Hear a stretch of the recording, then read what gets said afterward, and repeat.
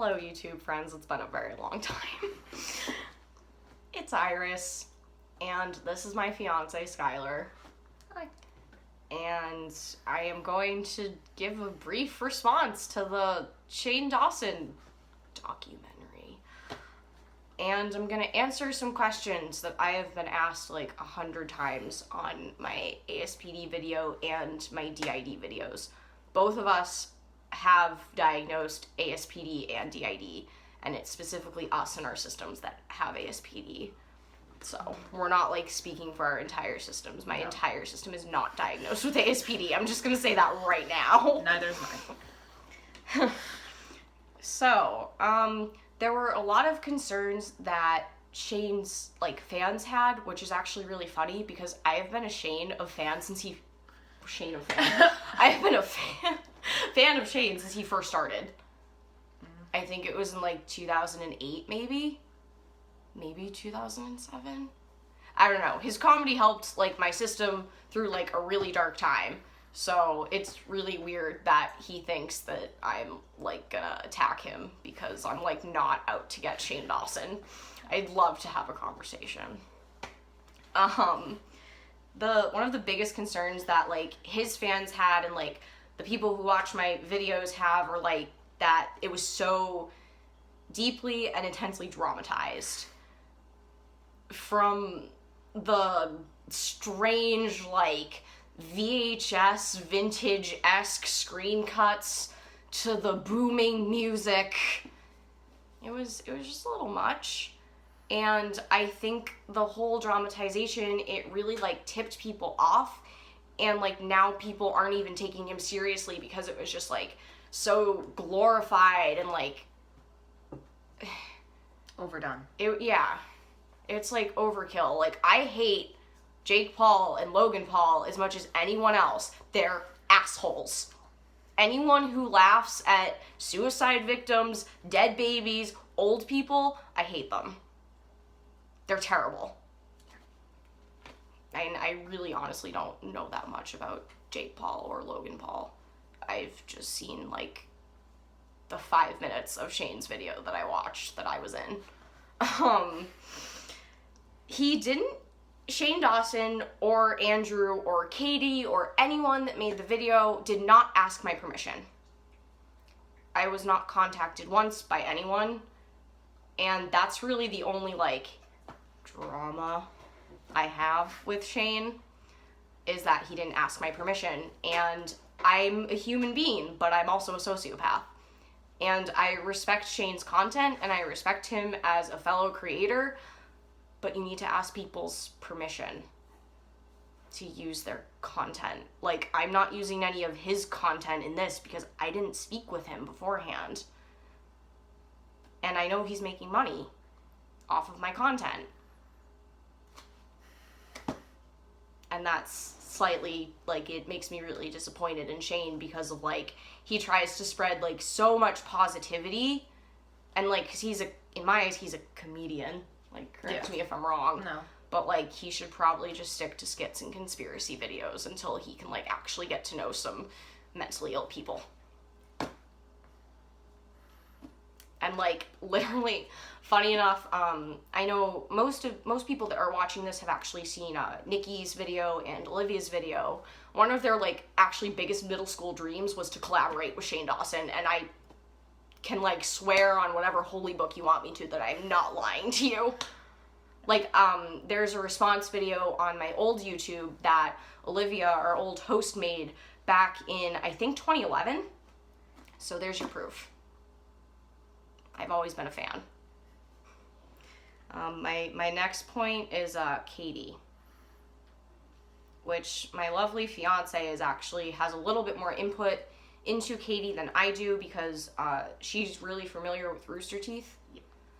The only thing I really know about Katie is actually the video she made about sociopaths. That is the whole reason I actually made my video, because on YouTube there was not a single video about ASPD or sociopathy that was coming from a neutral standpoint. So I wanted to make one. I was actually really mad when I made that video. But just her views on people with ASPD and, like, well, first of all, sociopathy isn't actually a diagnosis. Neither is psychopathy. Like, they're not a thing in the DSM. It's a characteristic of how you developed a disorder that affects the way you perceive and feel empathy. So, like, not everyone with ASPD is a sociopath. I just happen to be one. Like, it's a characteristic that they tack on to the disorder, and it can pretty much be tacked on to any personality disorder or traumagenic disorder, which means disorder caused by trauma. And it's the complete opposite for psychopathy. Yes. That's for, like, unexplained empathy problems. But people that can't feel emotional empathy aren't monsters. There's a thing called cognitive empathy. I'm really not sure why a licensed marriage and family therapist would say such things as, ew, gross, I need to shower after this, when talking about a mentally ill person that is clearly struggling. And that's at Jake and Logan.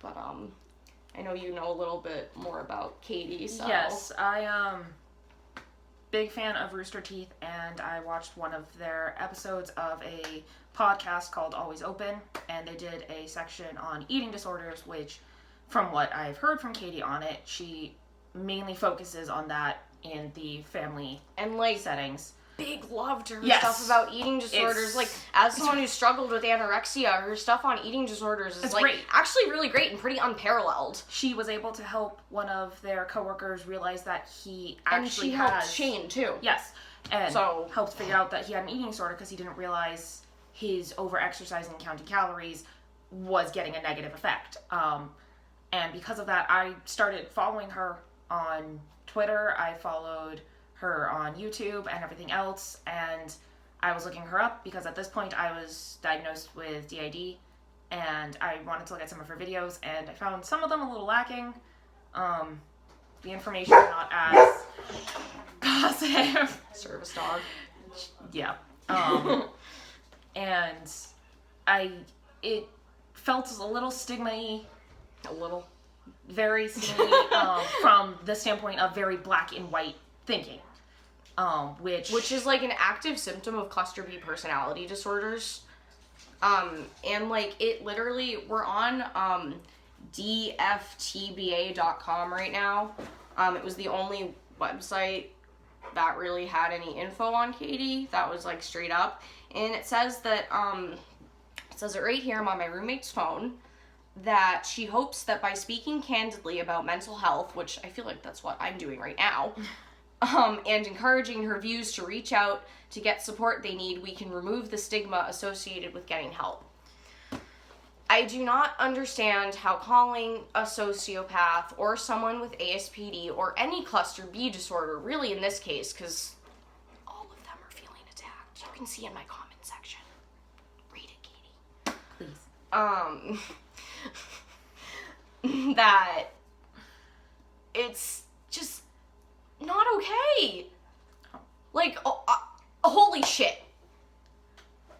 I felt in watching Shane's video and listening to her talk about that, I felt very upset. And the way that she was actually, like, describing, you know, the whole roller coaster, like, sinking feeling, that's how I felt when she was talking about sociopaths. Like, newsflash, we actually do have feelings. The way the human brain and our neurology works, humans, they have feelings. You don't need to go to 8 years of school to know how basic chemical structure works.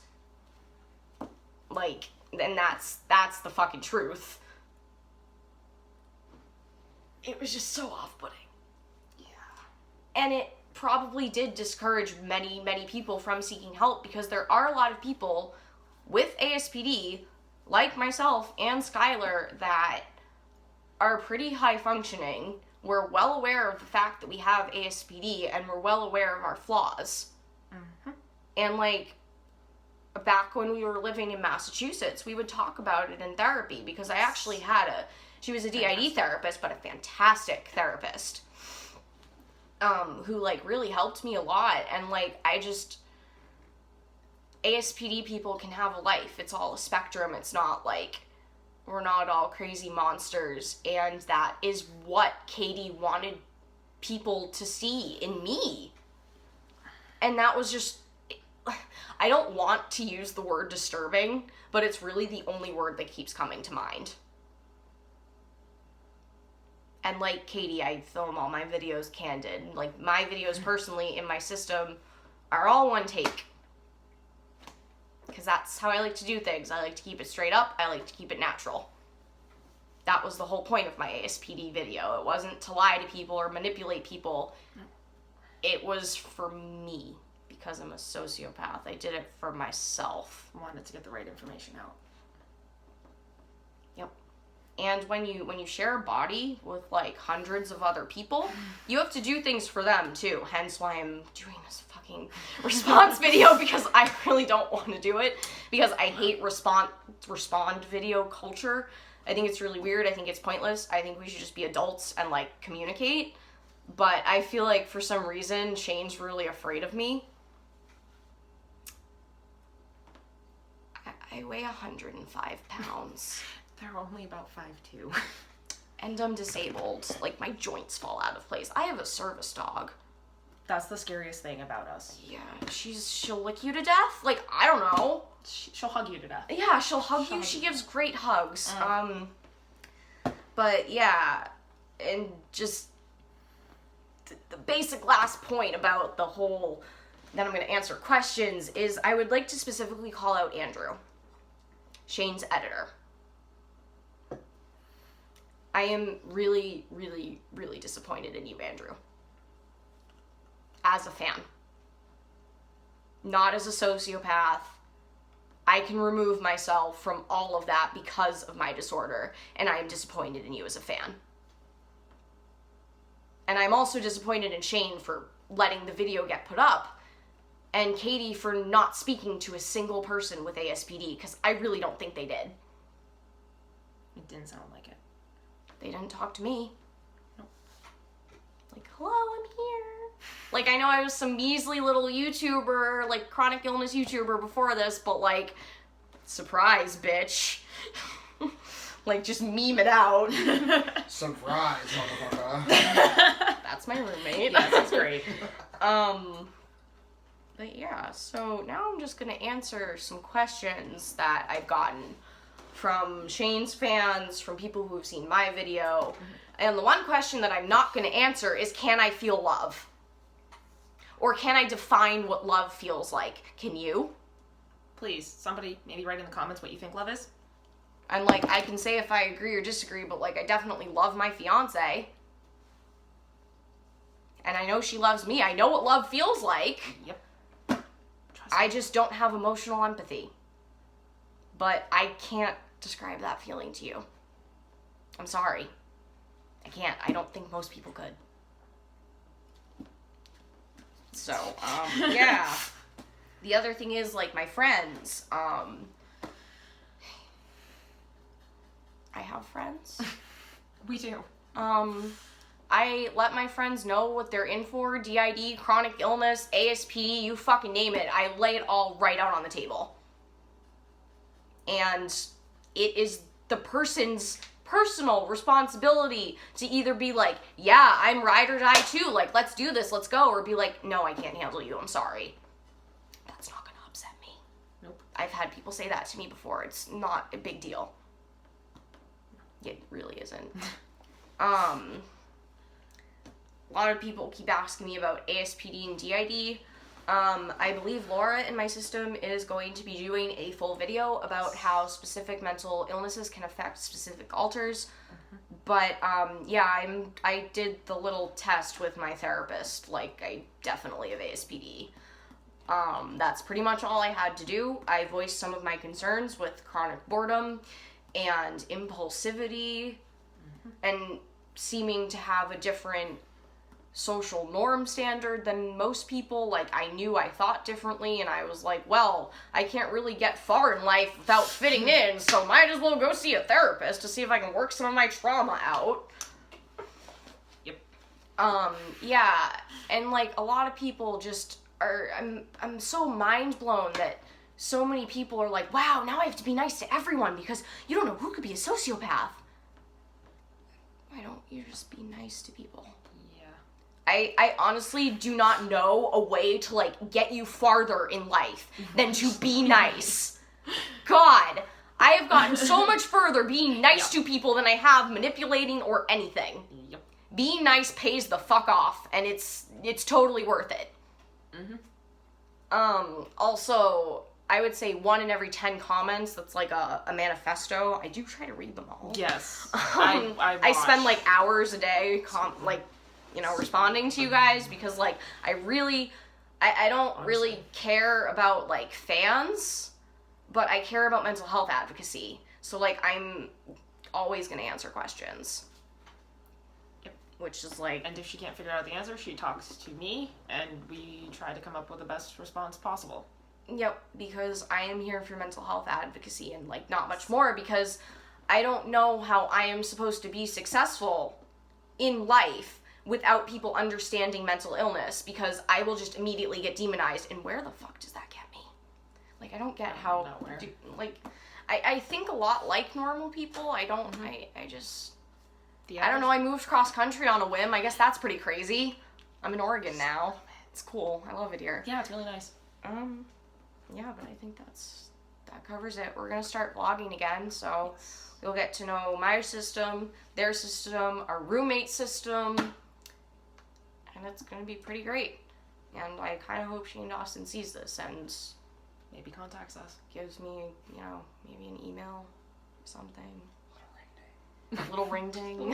He could, message me on Facebook. Yeah. Oh, like, shout out, if you're adding me on Facebook, because I know a lot of people are, you need to shoot me a message. Yeah, so I will not add, like, random ass people without a message, but, like, just shoot me a message, and honestly, like, I'm happy to. But, like, fuck ICE, and fuck Donald Trump. Yep. No kids in cages. No kids in cages. Otherwise, like, please, feel free. Talk to us. Yeah, that's about it. Goodbye. Bye.